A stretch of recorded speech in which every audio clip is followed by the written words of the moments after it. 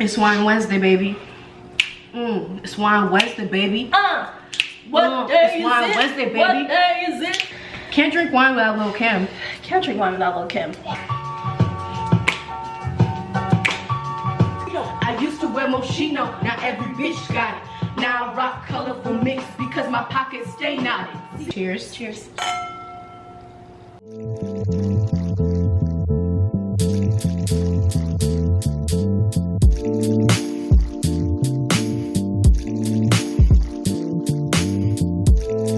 So we got a little something. Is this gonna focus? There she goes. We got for you guys today the 2015 Pinot Noir from Etude. Now remember last week when we were like, I'll never again drink a Pinot Noir in this house? And now we're directly drinking one today. And that's just to show you range. Look at Genesis. Range. There you go. There you go. So we have for you guys a Pinot Noir today. This is what's called a Burgundy bottle. Why the hell is it called a Burgundy bottle? So back in the days, wine used to be categorized by region, not by variety. So you have variety of grapes, but before you had region. So Burgundy is a region in eastern France, and a lot of Chardonnay varieties, Pinot Noir varieties are from that region. So this is called a Burgundy bottle. So this thick, yummy, voluptuous woman that you see before you, a lot of not this one. Not this one. This one. Avert your eyes. I know she's gorgeous, but we're talking about this Don't get one. distracted. Don't get distracted. We're talking about this one. So a lot of times you'll see Chardonnay bottles that are really thick on the bottom, whereas a Cabernet bottle is a little bit more straight. This is a Burgundy bottle. That's my little fun fact. You know why it's good to have a partner that just like fills out all the things that you don't know what to say? I don't know a lot about bottles, and Genesis knows about bottles. Supply and demand, baby. It's working in that working in a wine warehouse really gets puts you on. Yes.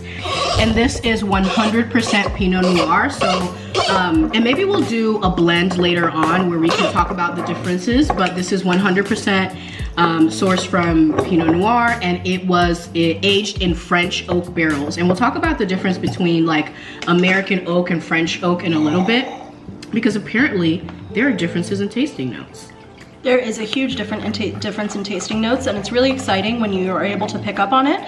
Not only because you can tell then if it's an old world or a new world wine. I mean, some French wines do use American barrels, but they're a little bit more difficult to come by. But it definitely helps you when you're doing the tasting aspect. Yeah. See, smell, sip, and then taste. So those are how you taste wine. Those are, listen to me, listen. Okay. English is not my first language, you know what I'm saying? We just off the dome giving you 16 wine bars. Ain't no note cards, there's nobody back there telling us what to say, in case you didn't know. In case you didn't know. So we're just gonna give this a spin to open it up. Almost spilled my wine. Oh my God. That smells really good. I really like it, especially in a Pinot when there's a little bit of a chill to it. I know we were talking about that last week. Red wine with a chill to it. I mean, ugh. And then it by the time, like if you open it at the beginning of the meal, by the time you start eating, it's the perfect temperature. Exactly. So I'm picking up cherries. Ooh, cherry and red like currants. I don't really get dark. Yeah, just cherries, very fruity. It's very fruity. To know if it's French. Ooh, so you guys can't really see on camera, I don't know if that's gonna focus, but it's actually a really like, it's almost, I wouldn't say transparent, but very well on its way to being that. If you look at our other video, you can see that that wine is way, way redder. So this is 2015, and remember we said last video that red wines, they're going to lose color as they age. So this is 5 years old, and I'm really loving the color and how it's looking in here. The color is pretty exciting, and it is, for a Pinot, Pinots are not one of those that you kind of sit on. So we're probably, even a little bit late to open this 2015 wine, but it's exciting because you want to try at all different stages. So it'll be exciting to try a Pinot that's 5 years old. Yep. But I like dark fruits. The other one was very much like, I was getting blackberries, like really sweet, dark berries. This one, not so much. Yeah, so with this grape, it is going to require a little bit of a cooler climate. This one here is in Santa Barbara, right? This is, yes. Yeah, so a little bit of a cooler climate. And that's just because of the varietal of the grape. So like with a Cab, you would want a hotter environment like Napa Valley. Yep. And then with a Pinot Noir, you go cooler, Santa Barbara, you have the bay winds coming in there. So Cheers. Cheers. Mm.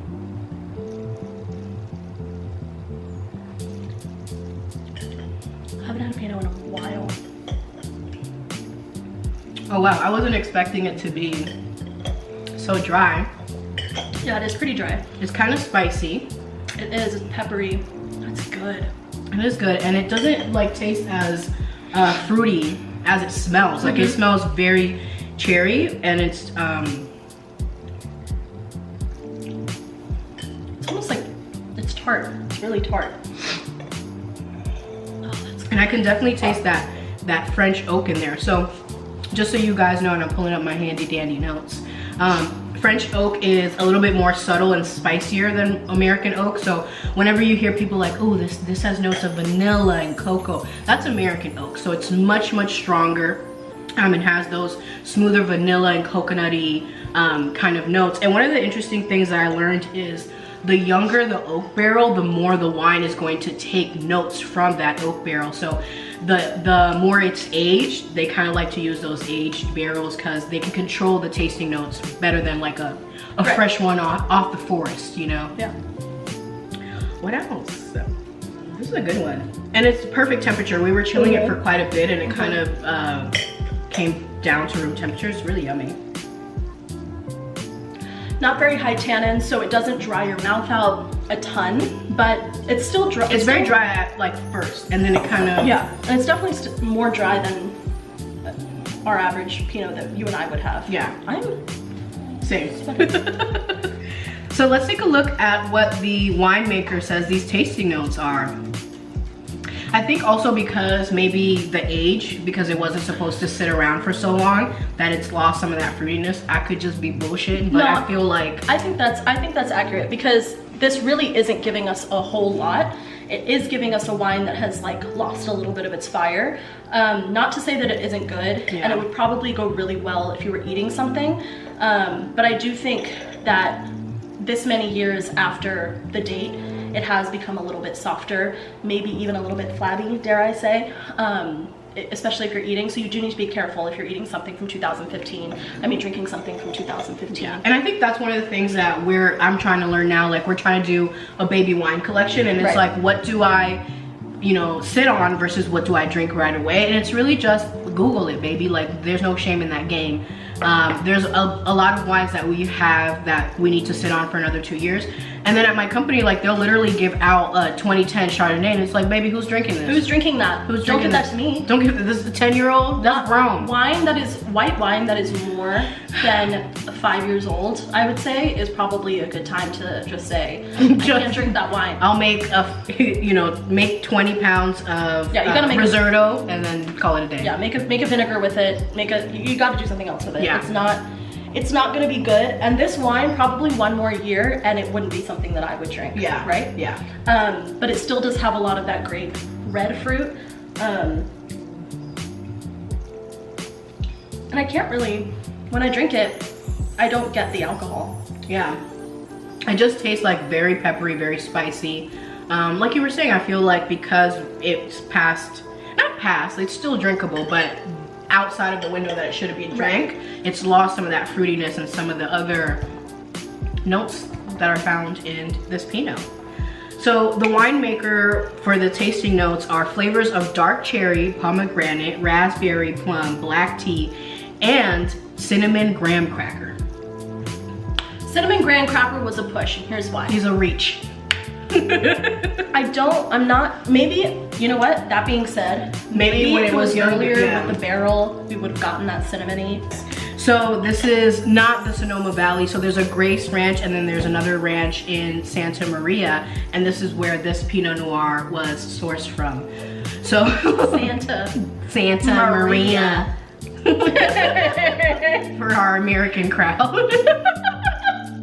But okay. This is the Santa Maria Valley, and Etude has another one that So these two vineyards are very well known for their grapes that help produce the Pinot Noir variety.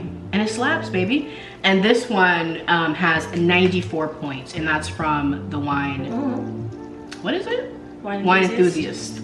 Yes, baby. It's not bad. Listen, like I said, that's an A-, a flat A. It's a great grade. God.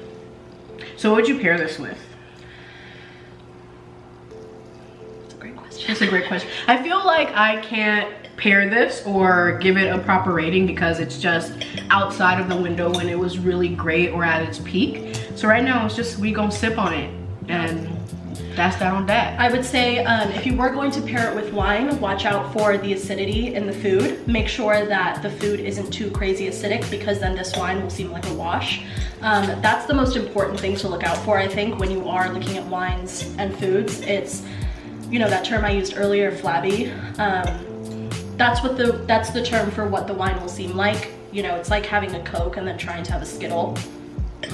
Yeah. God. My belly. Bubble guts. Middle school diet. It's like trying to have a Coke and then trying to have Skittles. You know, like the Skittles are going to seem really like they don't have any sugar in them. So when you eat a food that's really acidic and then try to have your wine, it's going to seem like the wine has nothing in it. There's no flavor. You won't be able to pick anything up. Yeah. So I'd be maybe a more neutral food for this. Even something snacky. I think snacks would be great with this. I think chips would be great with this. Yeah. I think any kind of bread would be great with this. So, you know. Yeah, and we've both been to the Etude Vineyard and their tasting room. It is a gorgeous tasting room. So when the world opens back up, if you find yourself at Etude, we highly recommend it. And again, they have a really good rosé that I'm obsessed with, and their Pinots are really good and really heavy hitting. So that's Etude, baby. That's Etude. Let us know if you guys are drinking Pinots or if you're drinking a red this week, or if you're just drinking. If you're just drinking. Cheers. Cheers.